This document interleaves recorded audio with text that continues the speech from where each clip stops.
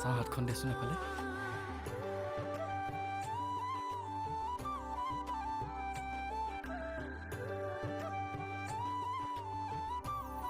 এতিয়া খোল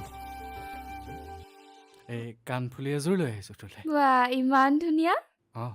আৰু ৰহ আৰু এটা বস্তু আনিছোঁ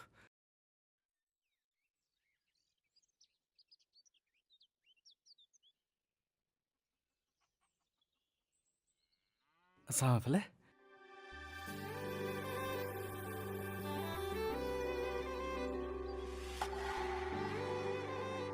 এই ৰঙা ফুটটো বৰ ধুনীয়া দেখিও কেনেকুৱানো লাগিছে ক'ৰবাত চাব পোৱাহেঁতেন চাবি ৰ মই ব্যৱস্থা কৰি দিম নহয় এইটো ধৰ কেলে টেনশ্যন লৈছ চাহ